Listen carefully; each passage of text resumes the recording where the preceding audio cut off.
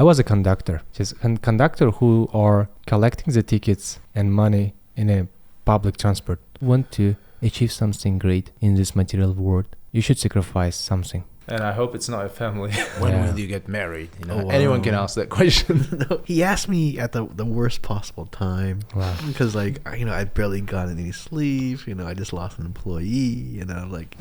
I will just cover my contract by myself. Don't do it.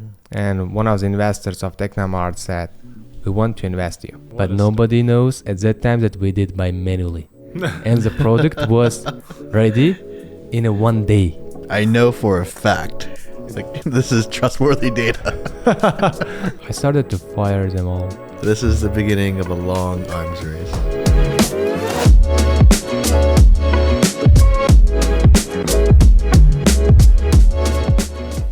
Dating. we were having an earlier conversation about dating life here. We talk a little bit about the dating in Uzbekistan. Oof, How it's awful. Awful, you mean? Why is that? It's tough. It's for tough. him. Yeah. Oh, right. So you're considering like Yeah. tying knots with Uzbekistan? Oh gosh, not something I usually talk about, but it was. Oh gosh, Wow. we recorded. Tinder is awful here. It's a very open topic in Uzbekistan. Oh really? Despite our like reserved mentality in terms of like private things, but Wow. we like kind of feel privileged over the people who kind of are in the age of marriage or unmarried. Let me say, when will you get married? Anyone can ask that question. In a challenging way. Yeah, people are pretty shocked to hear that I'm not married, which is interesting. It's a very different environment. Yeah. Back home. Because we value family. Yeah. Family is a significant part of our kind of life. Family first. It has a big meaning. Although we don't kind of hold it dear to our hearts once we get married, but not everyone. Yeah. There is a huge kind of cluster of exceptions to Yeah. that. Are you married, by the way? Yeah. I have a daughter. Oh, great. Oh, very cool. She's a 6 months, 7. 6 months. 6 months. Wow. That's adorable. Yeah. Great. Okay. You're starting everything up in parallel. Yeah, but family. but it's not easy. So to tell the truth, because I don't have enough time for my family right now, and I think in the next 5 years or 7 years, there's no any balance between work and family. Good hiring. Yeah, because if you want to achieve something great in this material world, you should sacrifice something. And I hope it's not a family. Well, but that said, I'm saying, Sad. like you know the regrets of Steve Jobs. He's the most successful anyone can ever be. But what is the happiness? Well, oof, that is a big topic for Happiness. a podcast. Yeah. We need several podcasts to discuss the topic, but and a couple beers, I think. But it's interesting. Like I just had a conversation about that very topic with a friend of mine. So about a year and a half ago, my friend and I, we both left the business, and we both decided to explore a different market. He went to the Philippines. I came to Uzbekistan. We were asking ourselves that very question, like, hey, like, is what you're doing, does what you're doing, does it make you happy? And like, he asked me at the worst possible time. Wow. Because I'd barely gotten any sleep. I just lost an employee. What makes you happy? I don't know. I think a part of it is just doing interesting things in interesting places. That's always been a big thing for me. Like, I'm a little bit unusual in the sense that, like, when I was studying abroad, like I'm in college, like in university, I studied abroad 3 times. Singapore, Amsterdam, Hong Kong. We already started? Oh yeah, we are recording already. So okay. Welcome I to will ask a good question again. Yeah. we can discuss it after the podcast. Sure. In more detail. Okay. Yeah, welcome to the next episode of RS Podcast Special. Today I'm privileged to have special guests Stefan Lynn. Well, by the way, should I call you guest at all? I called you guest. Yeah, I guess we can say host, we are back, or whatever you think is proper. Right. Yeah. But maybe you should introduce this time. Why not? All right, great. Yeah, give it a go. Okay, sure. Yeah. All right, welcome back, everyone. My name is Stephen Lin, and we are back to the RS podcast special. We have a very special guest today, Shakhzod. Please introduce yourself and tell us about TASS Vision. So, hello everyone. My name is Shakhzod Umirzakov. I'm 25 years old. And I'm a CEO, co-founder of TASS Vision startup company. So, what's the TASS Vision? TASS Vision is provides in-store analytics tool for offline retailers to track and analyze customer data. So pretty much a Google Analytics for the physical world. The same. Amy. Oh, super cool. Yeah. I think it's the hot topic of the day, AI, and I would say computer vision driven solutions or computer vision driven projects are the ones that are defying the boundaries of like language barrier, geographies. This is something that I would be really asked about. From our guests, what do you see the role of computer vision in the era of AI, in the context of digitalizing the processes to achieve efficiency and improvement? Yeah. So I think we are right now in a weak AI stage. So the fundamental truth of AI is first stage is a weak AI, second stage is a general AI, and the last one is a super AI. When AI can control everything, Skynet and everybody. Yeah. Okay. Yeah, it's like it's something cyberpunk, Great. Mm-hmm. Yeah, but right now we are in a weak AI stage. Yeah, I mean AI AI has a lot of ways. So first is the machine learning and deep learning, and as you said, computer vision, NLP. So, and all of this is AI.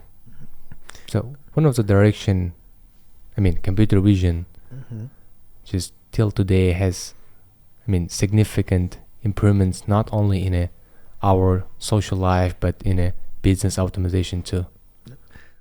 Speaking of business optimization, so for TASS Vision, let's say I own Korzinko, or I own a Vons, or I own a grocery store in the States. So walk me through how TASS Vision works. Like, do I install special cameras on the ceiling? Do I have to register each user? If I'm shopping at a grocery store, do I'm buying an orange? Yeah. So we connect with the store's existing CCTV cameras, or we provide our own AI camera for free, and we collect customer and product data in real time. Then we give recommendations on how to increase sales performance. It means that we are just counting how many customers coming in, what's their age, what's their gender, and also when they're just walking around like heat map zones, and our just algorithm says what's their preferences on the shelf analytics. Oh, cool. So, but it starts, I will not say that right now we have clear algorithm working with a 99.99 accuracy rate, but we already started and we are in the process of improving our algorithms. Okay. Yeah, and we connected more than 1,100 stores in 4 countries. How many stores? 1,100. Wow. And how long a time? We are 4 years old. Wow. Okay. We started in the 9th of October 2019. No kidding. That's incredible growth. So tell us the story behind the the ideation of the startup. Yeah, I was a conductor. Just a conductor who are collecting the tickets and money in a public transport. Okay, so like a bus conductor. Bus conductor. Okay, very cool. Yeah, just it was I was working in the summertime in my primary school when I was on a holiday. Just helped my dad. Just dad, he's owner of this the passenger transit system. So at that time he has about 8 or 10 buses, and I want to really to understand how money works and to help my dad too. Wow.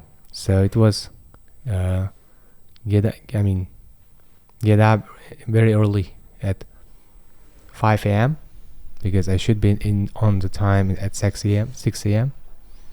and starting from 6 a.m. till the midnight, because there is no rest, only working and collecting tickets and collecting money. But there was a problem. The problem is when I'm collecting cash, not 100% of cash, all conductors giving to the cashiers. There's a 30-40% stealing percentage per day. Stealing from the conductors and bus drivers, stealing this 30-40% from total revenue per day and not giving to the cashiers. And I really want to help to my dad. And then I said, Dad, I want create something hardware which help you to prevent this. And my dad just agreed with me at that time. He was my first investor, dad, motivator, teacher, and customer. This is all the beginning, how it started. That's incredible. Yeah, but I remember the time that in primary school, in the 8th and 9th grade, I really love software.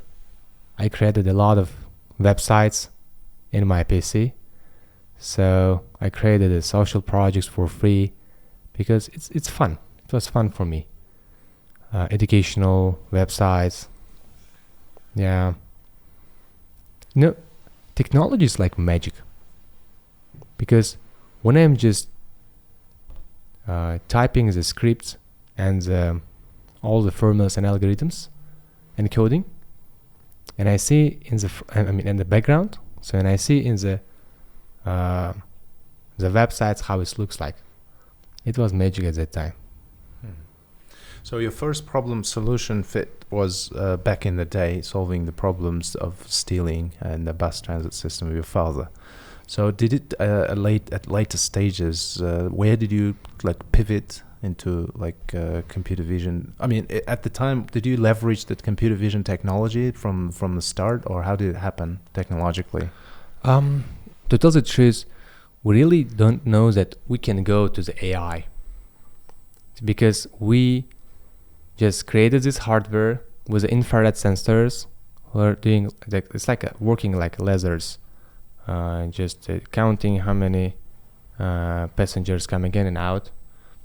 And why we did pivot? Because we understood the market is not so big.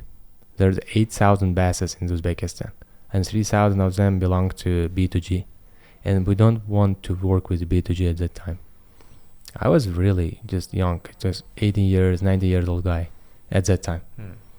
And also when we started to do,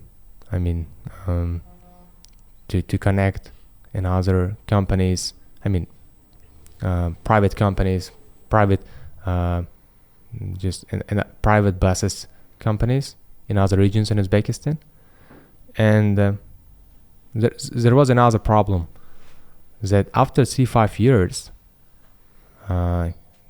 we saw that this technology what we did, there is no any future. So it will be maybe classic business. Turn into the classic business when we can just see the $5,000 per month like a profit, etc. But it's not something big what I want, because money is not first.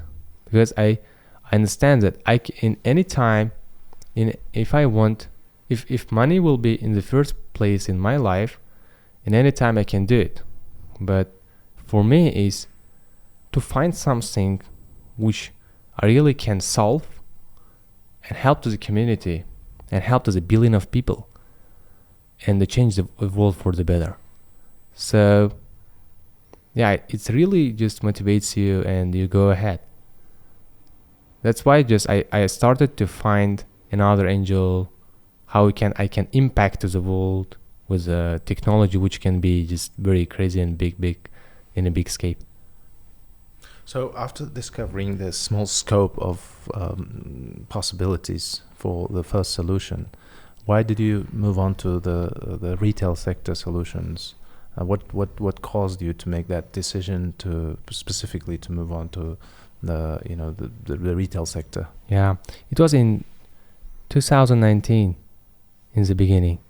I remember the day that we started to have problem with the revenue because not a lot of BAS is connected in on time.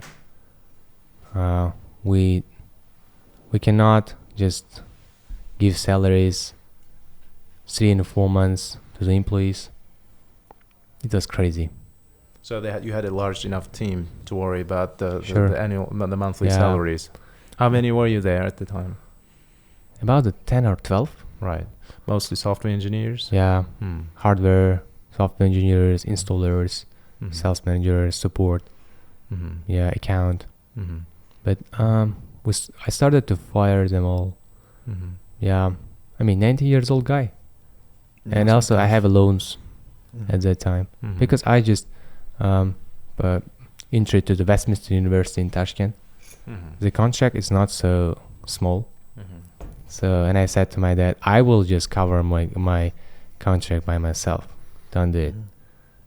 And yeah, must have been tough. A lot of tough decisions. And third is about one of the BAS's something technical problems happens at that time, and the BAS fired, and with electricity problem, and they blame us, and they want to sue us at that time. Holy cow! Wow, it was crazy. That's some tough growing pains. Yeah. But you kept at TASS vision even as you were a university student, even while you were in college. I mean, TASS vision, just in 2019, 9th of October, we founded. I mean, we started pivoting this passenger transit to TASS vision. I mean, in the middle of 2019, because in order to cover all the expenses, loans, and sellers, etc., I started to do cold calls for the retail, construction, Horeca. We didn't choose retail just by ourselves. We started to sell our hardwares who are accounting, customers and people, to sell everybody. Just 55 calls per day. In overall, 3,000 calls I did. 3,000 calls, yeah. So it turned into, after having kind of laid off your employees, did it turn into a one-man show? You making the phone calls yourself and trying to only pitch? Me, because everybody is fired. No money, nobody works. Right. So how did it happen that you've got kind of some retail chains interested in your solution? It was a great story. Yeah, one of the guy in my list, my database, he was a chief marketing officer of Technomart. Technomart is a big chain of electronic stores in Uzbekistan, and he said, yes, we want your solution to pilot, not to buy, just pilot, because he saw that I just call them. I could just call him a lot of time. And he said, okay, I will meet you and we can talk and do pilot, but not just because we have this technology. And I said, yeah, let's try ours the best and some blah, blah, blah, blah, blah. So I tried to sell it because, there's a lot of problems because carrot in the bag. So you convinced them to buy the solution or? Yeah, but you know what happens? So when we came with our hardwares, infrared sensors, he said the accuracy rate is 60-70%, and there's only data about the customers, people, but we have employees who are just just going out to walk to the street and again back to the store. And he said, we want something. He was in the US and he said he saw the technology who are just providing age, gender, more analytics, more in-store analytics. And he described all those stuff and he said, if you can do this, we can buy it and do pilot. And I thought, okay, give me 2 weeks. Give me 2 weeks. It was something like patient, because it's one of the big company which we can, if we can sign this contract, we can just cover all my loan, and contract, and also salaries. 4 months or 3 months we're not giving at the time. And we didn't finish in 2 weeks, for the truth. Even we didn't do it in half of a year. Oh, really? But after 1 month, he called me back and said, "Hey, you said 2 weeks, so everything stopped or something changed, etc." And I said, "Give me extra 2 weeks or 3 weeks, please." He said, "Okay." And all my team, at that time we don't know about AI at all. We don't know about computer vision at all. And I started to participate in any hackathon in Tashkent, and to find some engineer who knows about how to work with the video analytics, with computer vision. And I found an INHA it was the first graduate cohort in INHA who have just little bit experience in AI, because at that time in 2019, at the last of quarter 4 2019 and quarter 1 2020, there is no enough AI companies in Uzbekistan. So it means there is no demand on them. So, and we just I just started to hunt from the click one of the cool guy who are doing sport programming and doing just AI. It was at that time his salary was $2,000 in a click, and I said, I can give you 3, but you can do it in algorithm in 2 weeks, but we don't have money. Yes, my co-founder right now, CTO Jamshid Hakimjanov. Yeah, he's one of the last person who stay with me. Yeah. And how did it turn into your co-founder? I think in a bad situations, in a crisis, he worked with no salary. He worked because his parents said, don't work with Shakhzod because he will never pay you. He's lying. And I'm not trusting to this guy. But he just continued to help me, continued to also because he believed. He believed on my passion. He believes that something should happen. So, or bad happen, or something good will happen. There's the 2 choices. It's like gambling. And he really wants to see it will work or not. Thanks for him. It's a brilliant guy. I like my Steve Wozniak, who can just do whatever, but all technology, what we can do right now. So, yeah. And we hired that person from the click. We don't have money, but we said, this is a contract. So, do it in a 2 week and show me that your accuracy rate will be good. But he said 2 weeks I cannot do it. 2 weeks will be like something MVP and etc. But I'm not guarantee about the accuracy rate will be just 80% at least. And he said, give me another extra 2 months to test and do alpha, beta test, etc. to see everything's okay or not. I said, okay. So, how many months we are continue to work on it. But, and after the call, the click director said, you're just senior engineer, so you have a project. That's why we cannot just fire you. So, and I will increase your salary.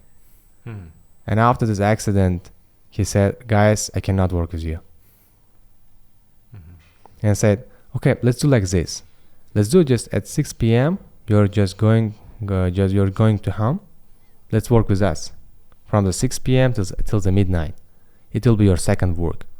But I will not give you salary. We can do contract. And if you finish, I will give you $6,000.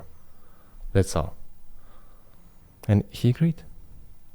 But I said, when we finish, and I can give you. He said, okay. Right, the technology you leveraged at the time, they would probably like sourced from foreign providers, technology providers, or were they like, developed locally? There's a funny story.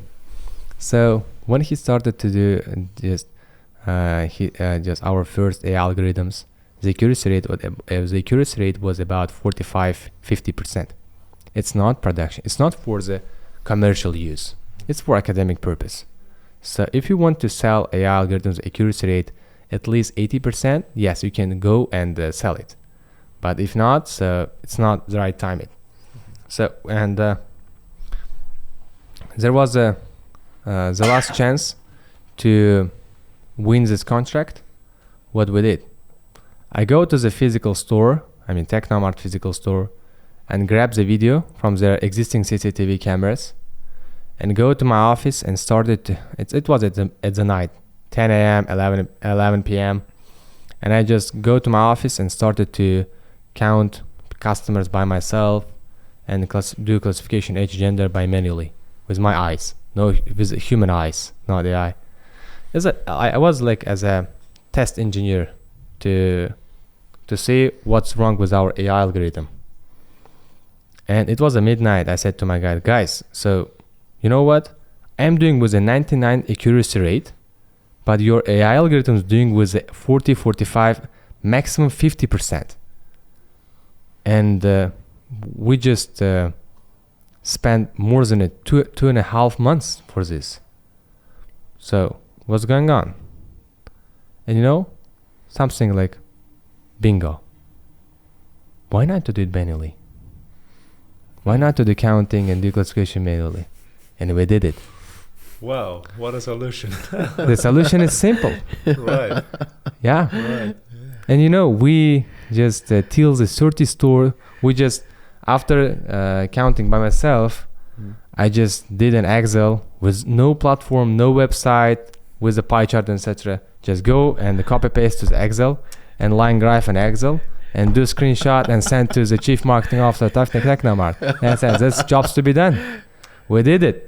So we have a product. You know what? It was a 6 a.m. 6 a.m. We just finished our job, just counting from the recording video manually. Wow. Yeah. And what happens next? Just to I'm just getting up at 11 a.m.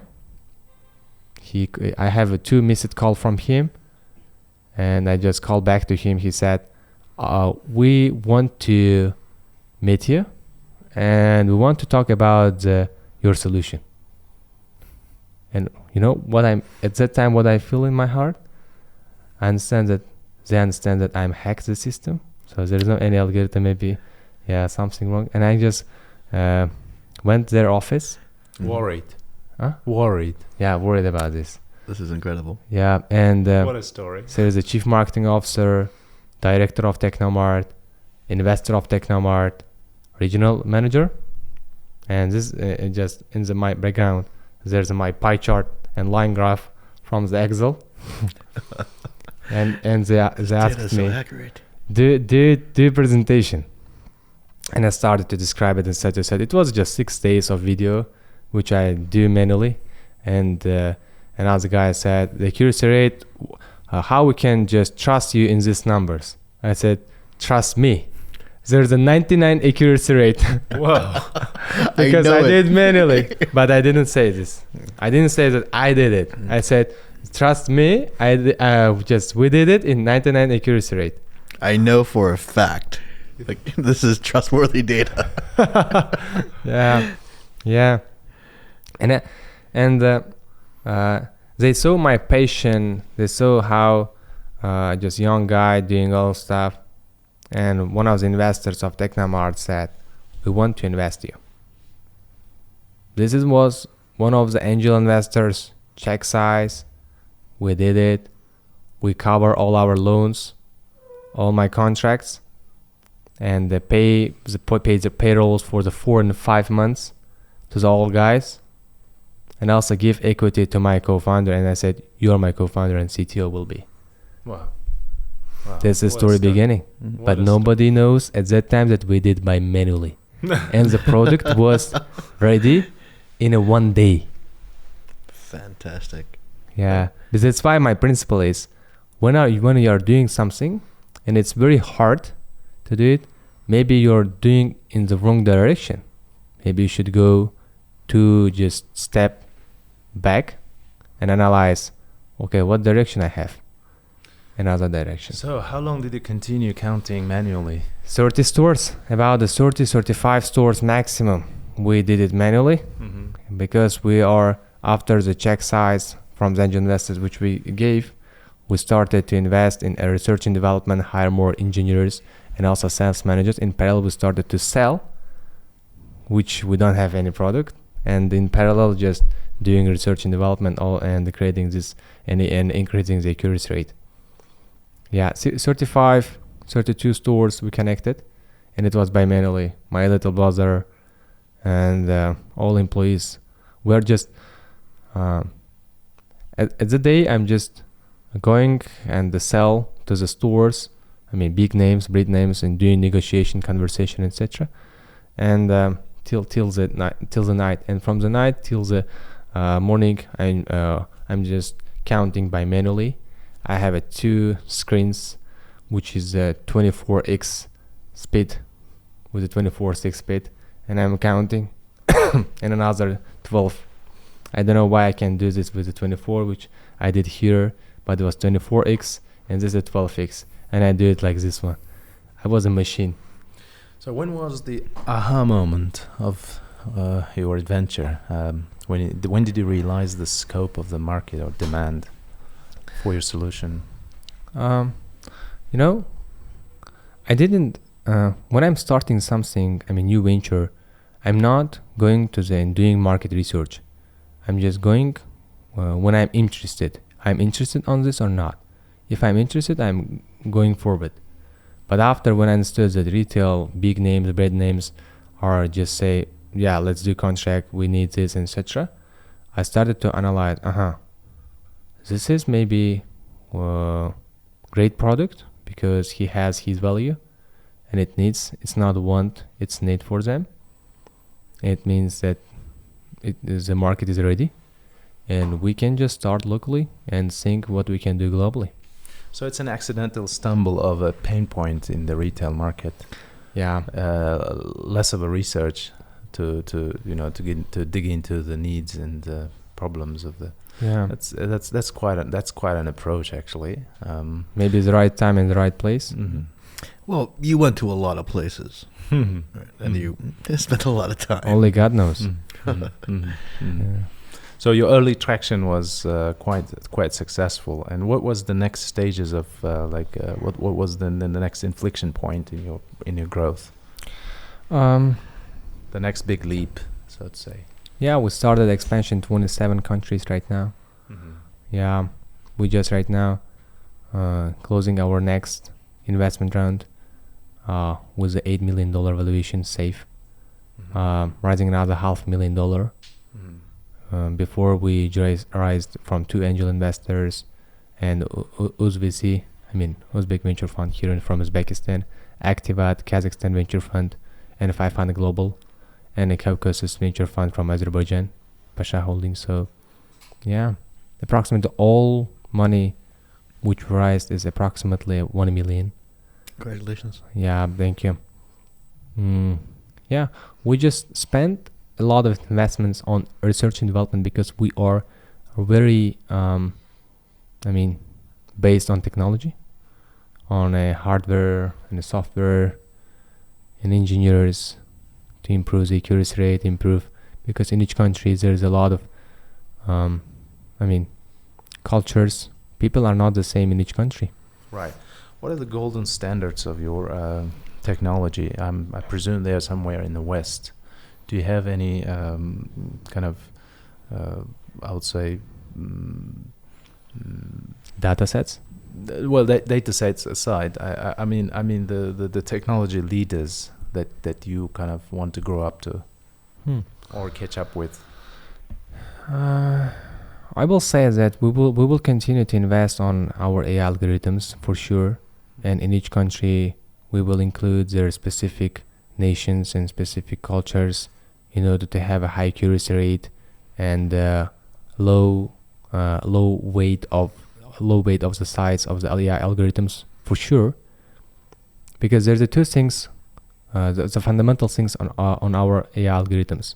It should be first very the size of AI algorithms should be very, very low, like kilobytes, because we are computing on a embedded on edge. We're not computing cloudly. We're not doing cloud. We're not transferring video or any photos to the cloud. We're not doing this because we're doing decentralized system. All stores 1100, we are providing our hardware for free. And this hardware, it is AI camera or small hardware from NVIDIA company for free. And all the local CCTV cameras or our AI camera has a VPU and GPU chips inside. So we should just, and there's a limited power, and it means that all our new features and all existing AI algorithms should have very low size of the AI algorithms, not megabytes and gigabytes. Just megabytes, but not kilobytes, but very low. This is the first point. But when you have very small size of weight, of these algorithms, your accuracy rate will be very not in a good way. So it will be just 60, 50, and etc. And it means that we should improve the accuracy rate and have very low size of the AI algorithm. This is really, really hard. That's why we have engineers from South Korea and China too. Right. How about the scaling up, like fundraising and the scaling up stage of the startup? Did you experience any difficulties in raising funds? Yeah, I think right now we are in the stage when we start our journey to do expansion, to be international and after globally. So, and do expansion in 27 countries, it's very difficult right now for us, because I will sell in detail how right now our office looks like. So we're using 2 channels for the MENA, Middle East and North Africa and Eastern Europe countries. We're using 2 channels which is email marketing and LinkedIn. So we have AI employees in each country, in each 27 countries. AI employees. Yeah. How does that work? That sounds incredible. It's a funny story. So one of my guy, from a sales manager, he said, you know what? So we need something local guy from each country to sell our product and services. And I said, okay, how we can find just easily in the best way and very fast, just immediately. He said, we should find somebody expert or somebody guru guy and sales manager, just a wolf from that country, in each country. And I said, it's high cost? Yeah, it will be high cost. I said, okay, give me some ideas how we can do it easily, like brainstorm. After one day, he's coming and said, Shak, I have idea. I said, what? And he's showing me our first AI employee, female, in Saudi Arabia, beautiful woman, with the traditional clothes, with the traditional face, etc. Cultures, And I said, what's this? She's working TASS Vision? Really? And I said, this is AI avatar. This is fake employee. Wow. This is AI employee. And I said, brilliant idea. No salary, just 24/7 available. Right. And beautiful woman. And it means for sure nobody can understand. Old generation cannot understand this is AI avatar. Yeah. And they will feel that she is realistic person. And we started to follow up and doing all the you're completely honest about the whole thing. I mean, the profile says I said AI employee. Yeah, I did it. Transparent. Because when you start to do, so what's the business? All business is about the people. Right. That's why it's a fundamental truth. So we should understand this. And I said, my guy said, let's delete AI employee. And I said, no, you should put it because it should be transparency. Yes, they can believe that it's not AI, but we should do it and say AI employee. No, you have to be transparent. Yeah. But what percentage of new customers assume it's a real person? And and what happens after they see that? Oh wait, it's AI. Yeah. Like, what do they say afterwards?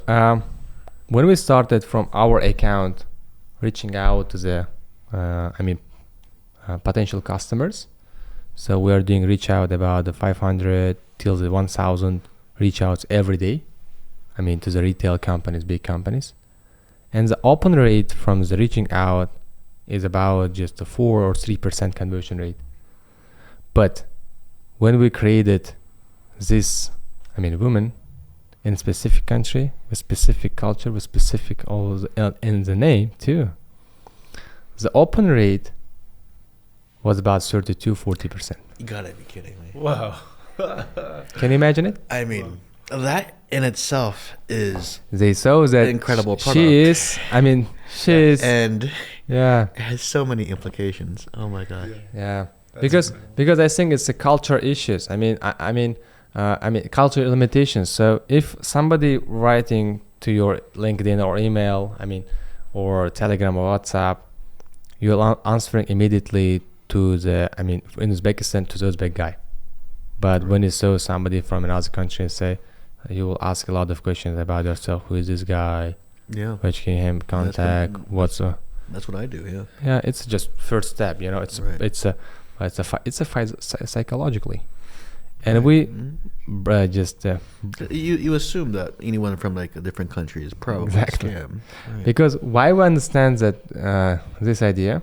Because when we started to do reach out to the Arabic countries, we changed our nicknames to the Arabic one, right?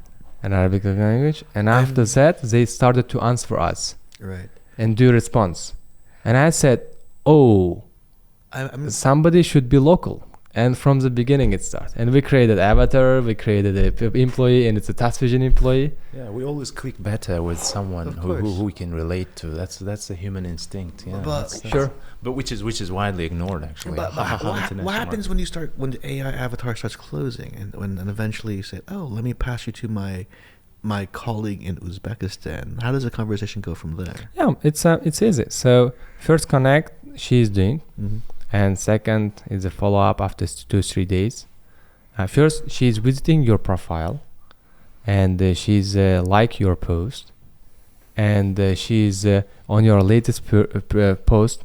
She's writing beautiful, great news, great article, congratulations. Are we still talking about that AI employee? Sure. Right. There is no any person. There's all AI. So it's already automated. 24/7. Wow. So. I'm curious, do you have an AI avatar for pretty much every country? Right now we have 3. We have 3 AI employees in 3 various countries. Why not 27? Because they started to block system, etc. Because we have a lot of accounts, fake accounts, etc. But LinkedIn. Yeah. But we understand how to solve this. I see. But I think after it was 3 days ago we started to do it. So give me another 3 days and we can just doing something. This is the beginning of a long arms race. Plan B, 3 person if it's maximum, we can do maximum reach out in that country and delay it and open another 3. Or switch or change their names and etc. This is the beginning of a long arms race. But no, it's and after fantastic. When they say, okay, we're ready to the video call, etc. And she's our employee just telling, our from headquarters, business operations guys, blah blah blah guy will also just participate in this video call, etc. And we are coming to the Zoom. Right. Wow. Right. Are you at your break-even point at this stage of development? You know what? When we founded in 2019, in 9th of October, TASS Vision, I said to my angel investors that because they're from the classic business, etc., dividends, it's the first key point for the classic business for sure. And I said at that time, we can be break even. I did a forecast and I said in break even we can be in 6 months after the foundation, but we did it in the 9th month. What I mean, we did it because we don't have a lot of employees, and we focused only on me and continue to sales. We have one guy from the sales, no marketing, only me, salesperson, and business guy, and Steve Wozniak, Jamshid, CTO. But he has two engineers who are just solving this. Yeah, an account. That's a record time for a break-even point. But when I started to analyze about the venture capitalist and how startup works and what's about venture history, etc., and storytelling, and I said I want to join this journey, build $1 billion company. So this was a dream, and I started to, because in 2019 we just have a first check size. But the next our pre-seed stage it was 2022, because from the 2019 it's the late of the 2019 and 20 and 21 we survived with our money. We was in a break-even point. We're just doing the evidence, etc. And from the 2022 I said no, we should just go globally and fast as possible. And don't look to the dividends, and don't focus on dividends, and don't focus on profit. Focus on the revenue and the escape and do product market fit in all countries also world. Right. What regions are you eyeing at the moment? Right now we are working with 4 countries: Uzbekistan, Kazakhstan, Kyrgyzstan, and Turkey. 4 countries. And you have 27 listed as the potential markets to go, or is that already underway? 27 countries. We don't have right now any pilots or any contract, but we have a lot of memorandum of understanding, and I'm going to Qatar next month on February, and next week I'm planning to visit to Istanbul to start to scale fast, because in Turkey there's a crisis happens. Crisis for me is just opportunity. Right. Going back to the point of competition, do you I can imagine you going confidently in the direction of expansion, international expansion, but do you allocate time to do the research on the competition, that may potentially meet you head on in the markets of your, Yeah, we did. We have one of the big competitors, WeCount. They founded in Turkey. Right now they have more than 12 offices in all over the world. They connected more than 100,000 stores. They connected already. They're working 12 years or 14 years. They're doing great job. And also I know from US 2 companies, Shopper Talk and Retail Next, they connected more than 2 million offline stores. It's a big guys. So they both are global players. Sure. My focus is to not compete, etc. My focus is to have a solution in that country, like Uzbekistan. There is no competitors. There is not red ocean. There is a blue ocean, which I can easily go and enter and just start to have a lot of countries and just sell it. Right. Again, do you look at them as like peers that you can learn from? Do you tend to kind of follow their new developments and new solutions? I just saw a lot of their technology and solution, etc. several times, but I'm not daily or weekly or monthly doing this, because I'm not focusing on competitors. Right. Because I'm focusing more on customers, on customer relationship, because all values on their foods. Because when we talk a lot with your existing customers or big companies which they're using your solution, if you talk with them, you can have a lot of values or a lot of opportunity to develop your product. Focus on customers, not competitors. So what is your iteration rate? The iteration cycle rate, like how often do you kind of iterate, and what the second question is what like process framework do you use in your day-to-day operations? Sure. So as I understood, for iterate with our existing customers, we classified all our customers in a VIP, A, B, C, D, like a grade. So and the VIP who are giving more money for us than just annual contract, etc. For VIP, we are doing monthly meetings. For just A, B, C, we are doing quarterly. So another, we are doing online if they want, because it's like focus on a 20% rather than 80%. So yeah, and for my schedule, what tools I'm using a lot of tools. So calendar for the meetings. We are using Pipedrive CRM for our sales and custom relationship managers. It's a great tool. Also we for the tech team, we are using all Google.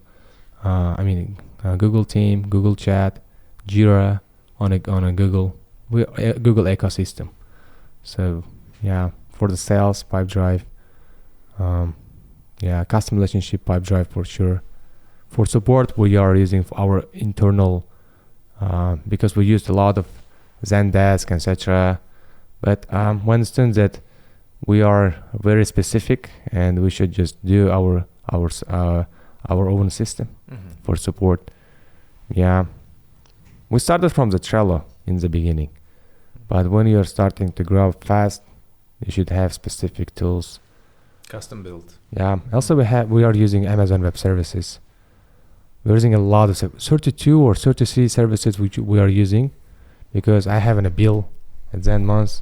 Do you see the disconnect between the individual stores as a potential bottleneck, or do you potentially, thinking long term, do you see like the strong enough reasons to connect them using leveraging the technology like AWS provides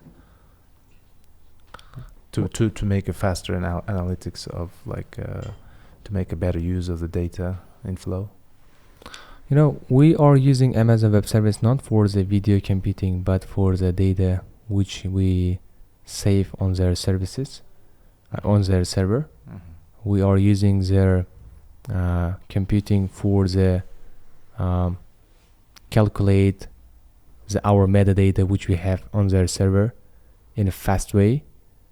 But for the video computing, so how our frameworks work. So from existing CCTV cameras or our AI camera, the input is video, the output is the video, and the video computing inside is our hardware in offline stores, in the physical stores, and the output from the AI camera or our hardware is the metadata, which is their weight is kilobytes or bytes, and this metadata goes to the server locally to this country, or if some country allow us to use Amazon Web Service, we are using Amazon Web Service, and and we are collecting data.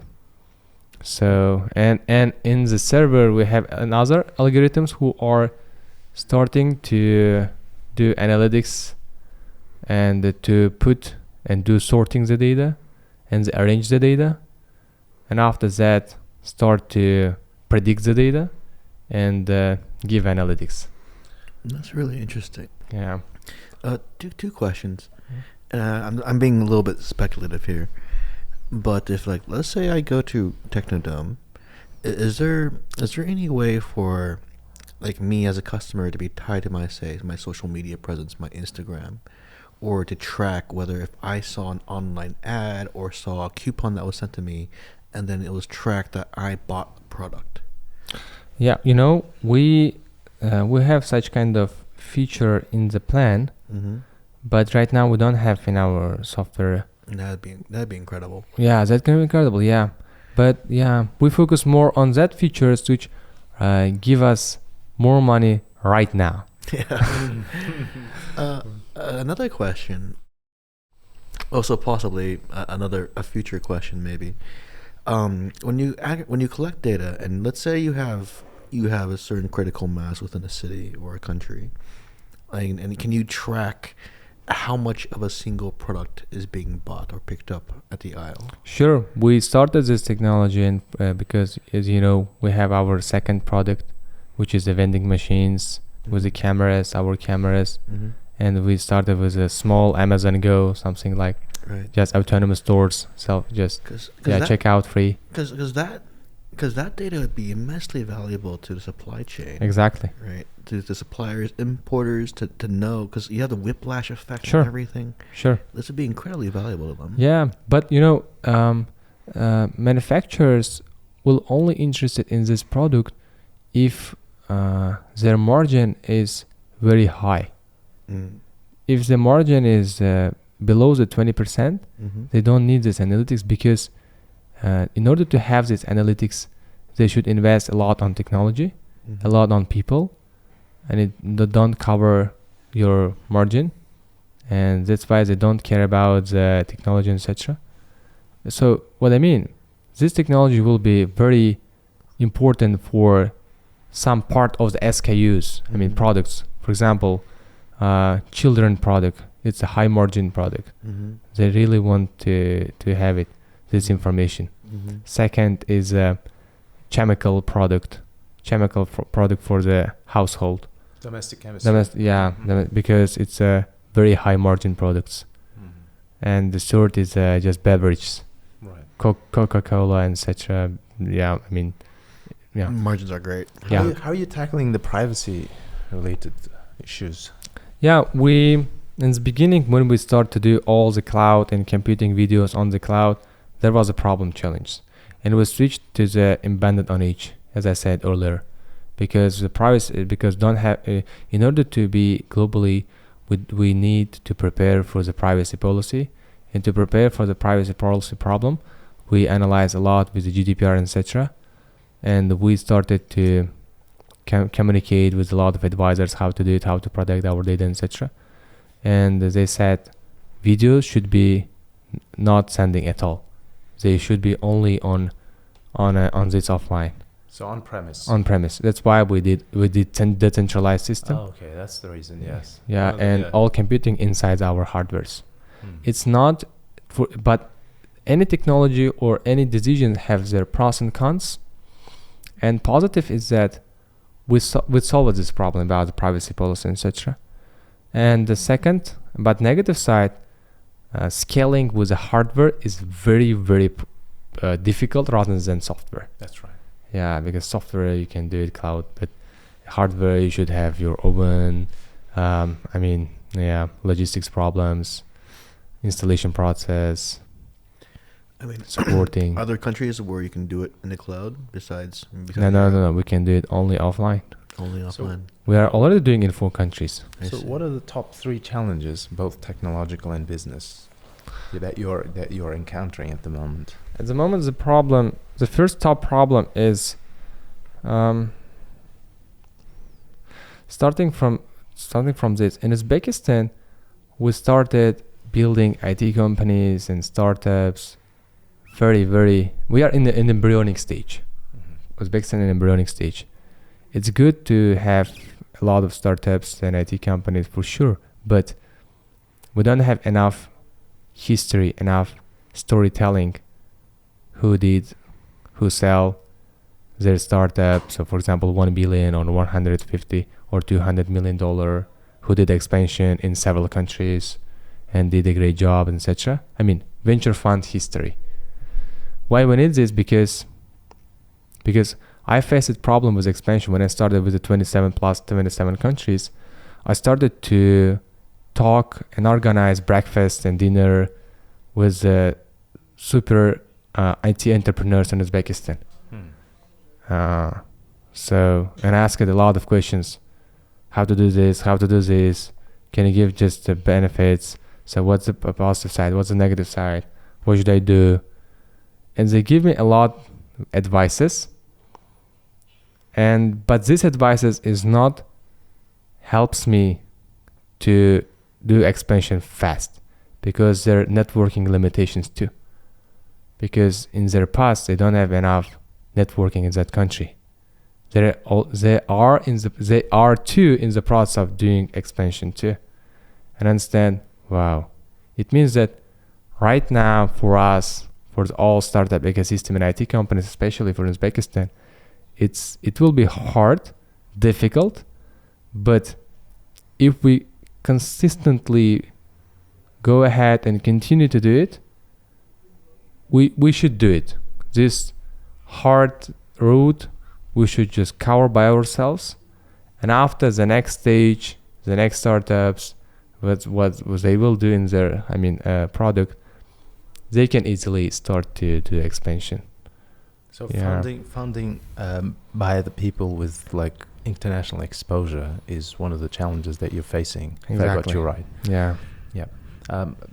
Of course, we have a very premature venture capital ecosystem and culture overall, and of course, international players would be more willing to support the companies based in in their own geographies. Sure. How about have you considered participating in global accelerators like Y Combinator or? We are backed from 500 Global. Oh, you are already. So you've attended the. Sure. What was? Just tell us about the experience of five. It was great. Mm-hmm. PR, elevator pitch, demo day, fundraising, networking, family. These all words is about belong to 500 Global, only positive sides. Right. Did you leverage those opportunities there? Sure. I'm doing constant. Yeah. Mm-hmm. I'm doing every day. Right. So, because you mentioned a great point. I mean, if you want expansion very fast, you should have ultra high network, or in each country somebody should know about you, because all history is about the founders. And I'm doing a lot of e-call with investors and mentors in 500 globally, not only Georgia. Let's just go which country I'm going. I mean, for example, Turkey. I'm going to 500 Istanbul, and any events I'm participating, or any in 500 Istanbul demo that I'm participating, because there are local investors coming, or angel investors and startups. I'm starting to negotiation and take conversation with them in order to get advices and doing networking, etc. So because I have to have local guys who can believe on me, so. And said this is a cool guy, so he's a conductor, and started to become AI entrepreneur, etc. So like a storytelling, etc. I'm continuing to do it consistently. Yeah. So talking about funding, did you leverage the network of 500 to attract some capital? Sure. We just raised from 500 Global 100K with was it seed capital? It's a safe. It's like a KISS. Like Y Combinator provide kits, and the 500 safe. With a safe, it was 100K with valuation 3.1 million. So it was 2022. It's the end of the 2022. We started fundraising in 2022 on summer, 150K from Activat 50K and 100K from Uzbekistan, and it was 2022. And after 6 months, 500 Global 3.1 million with a safe 100K. In 2019, angel investors, and in 2023, after 1 year, with 8 million, half a million to raise.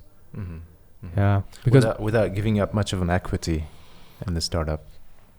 I don't think so, because looking to our cap table, because I'm very transparent person. So what questions, finance metric, etc. I'm just open and tell, talk and can tell it. So looking to our cap table, 65% equity is belong to founders, me and my CTO. 5% is option pool, ESOP for the future employees. And I already know who will have new equity to my employees. And others is investors, 30%. What top challenges do you see potentially, like complicating the market entry into the new 20 countries. Of course, they have all unique challenges, Sure. country-specific challenges, but the ones that are applicable to almost all of them. Sure. So I think why we're not choosing only one country or two or three, because we don't know which country are ready, and we don't know what's the right time and right place for the companies. That's why we choose the MENA countries and Eastern Europe countries, 27. Why? Because let's imagine going to each country. For example, in Uzbekistan, Korzinka, Makro, etc. There is no big chain of retailers, thousands of companies. There is no thousand of companies. There's a 10, 20, 30, 40, for example. It means 27 countries. In each country, they will have 100 at maximum, 100 companies at maximum in each country. I mean, big companies, who is just big chain of retailers. We're not looking to the small, medium enterprises. Yeah. And it means 27 plus 100, 2,000, 700. It's easy to follow up and to reach out to them and to continue to follow ups, to send articles and case studies and start piloting. So, and we are waiting for which country and which company ready, and we will be on time and right time and right place to implement our solution. This is our just hope.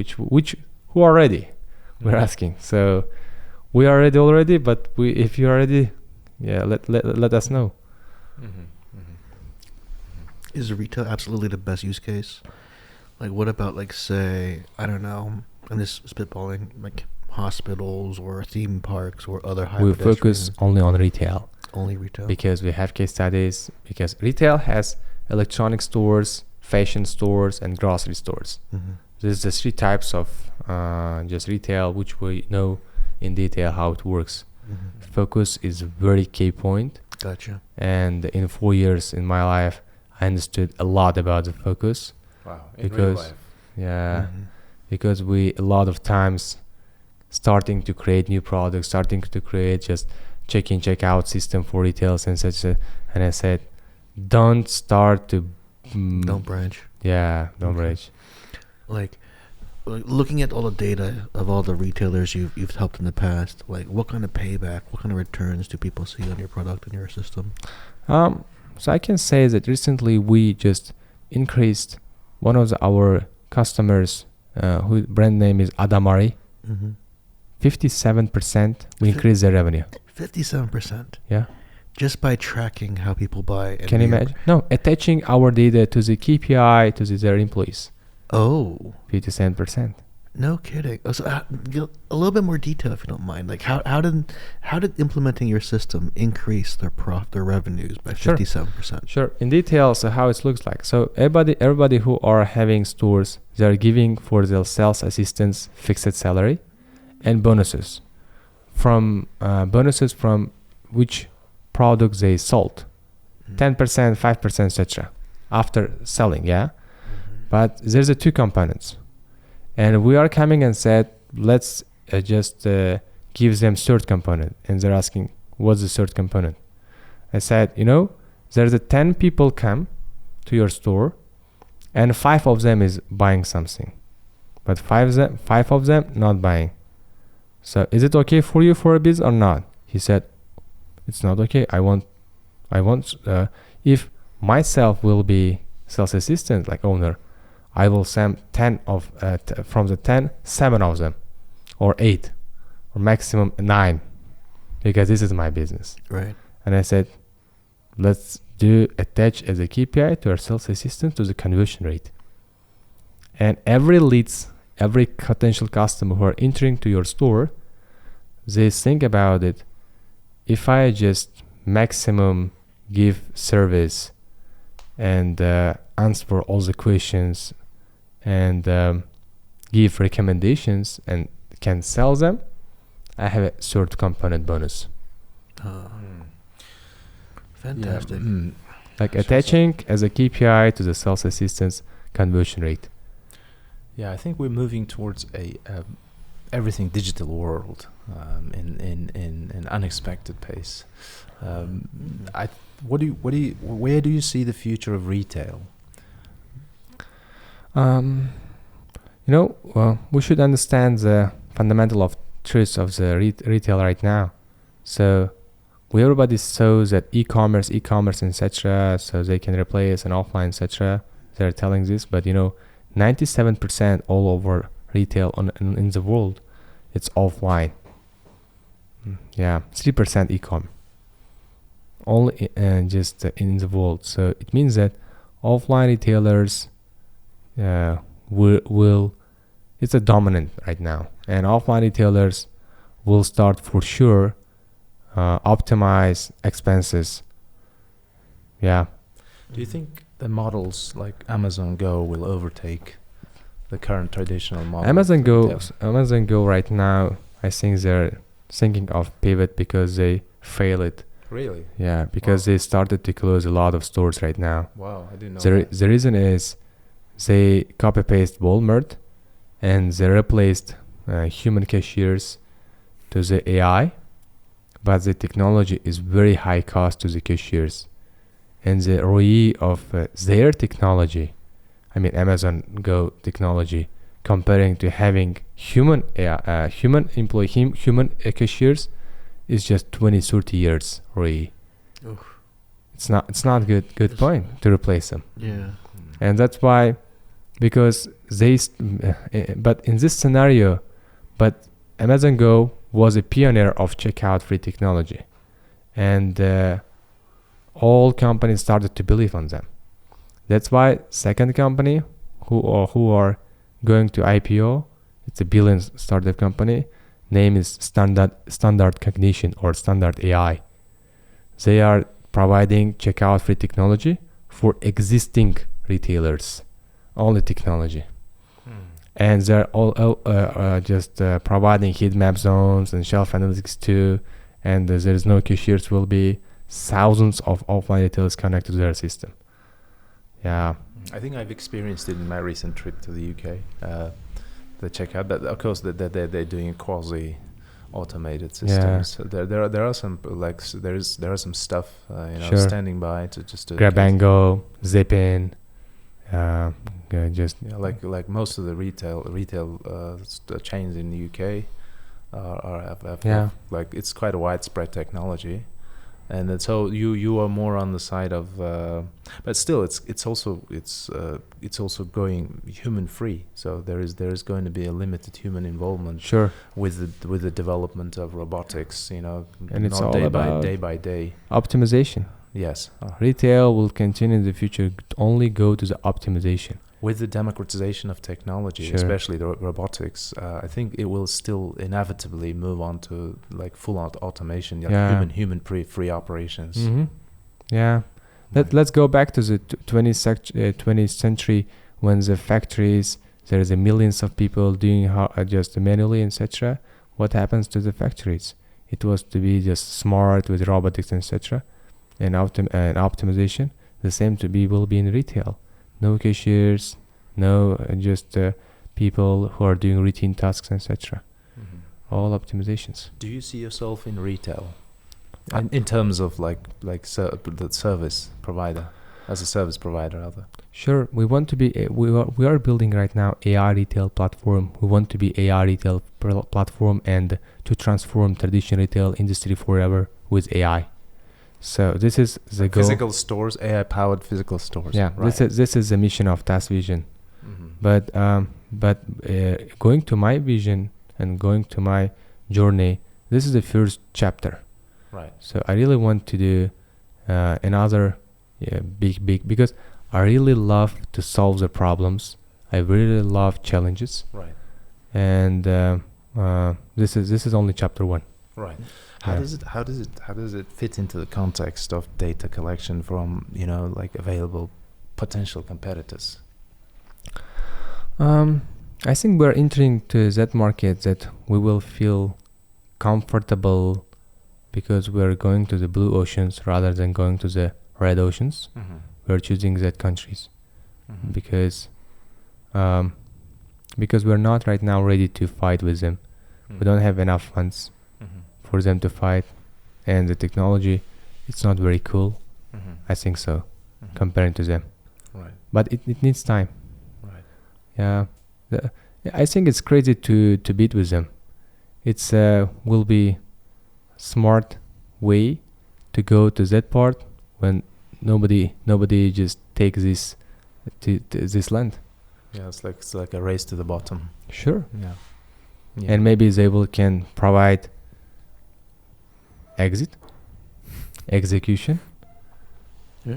Because it makes a lot of sense. Because I connect to the Vcount founder and I connect to the Shopper Talk and Retail Next founder, and I said, hey guys, I'm Tashak, I'm from TASS Vision. Hey, check it out. Check it out. We are doing this. You want a quick entry into this market? Yeah. You know where to go. Yeah. Right. I'm doing this. I did already. No, of course you should. Yeah. Because we should talk because we're doing the same. Yeah. It's like it's time to not compete. It's time to cooperate. Yeah. It's cooperation time. Yeah, like with a healthy evaluation. Yeah. What a mindset. We'll see. Okay. Yeah. Yeah, that's great. Like, because I think that if with all these markets that you can enter cheaply with your AI sales people, which I just love. I mean. Yeah, like it becomes over time. It's become more and more attractive as a target, as a buyout target, and especially with all the stuff we're building on top of everything. I mean, if you can prove increase revenues of 57%. My goodness. Because we have case studies, but not all customers were increasing 57%. Yeah. It's one of the case. Yeah. We are connected 1,100 stores, but we are working with 107 companies. Yeah. And 107 companies have 1,100 stores. Right. And these companies, with all companies, we don't have such a great result. Right. I mean, we have somebody. So I mean, any commission-based business, any high margin, any fashion, any jewelry, anything where you have commissioned salespeople, it makes a lot of sense. Because you know what? We have another success case study when their conversion rate was 3%, but we improved them, and right now their conversion rate 5.4%, 5.2%. It's huge. But in a huge transactions, it's a huge money. Yeah, it's doubled. You double the profitability of their business. That's incredible. Yeah. Right. Do you have any suggestions for the founders who are just starting up? Consistent. Because I saw one of the video from Y Combinator. They said how you're so what's the big difference between billion unicorn startups founders and who achieves this? I mean, what's the specialty? I mean, what's the character, etc. And he said, we saw a lot of smart guys. We know a lot of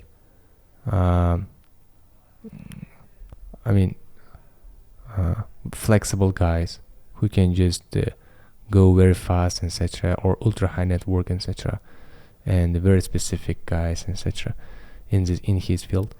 But only consistent person, this type of person can beat everybody.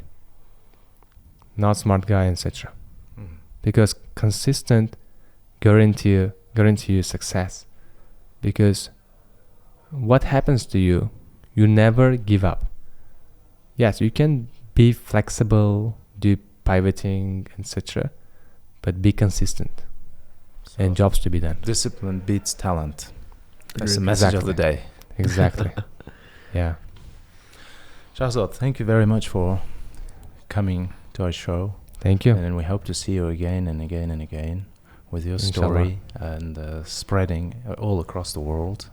And quite the inspiration to our young entrepreneurs. That's a huge inspiration, but first and foremost for Uzbek startup community and players or people who are potentially thinking to realize them. I mean, it's such a great example and story because you have someone who saw a problem on a bus.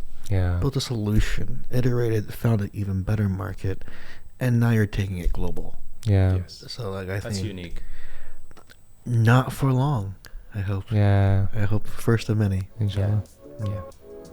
Thank you. Thank you. All right, thank you guys very much. Always a pleasure.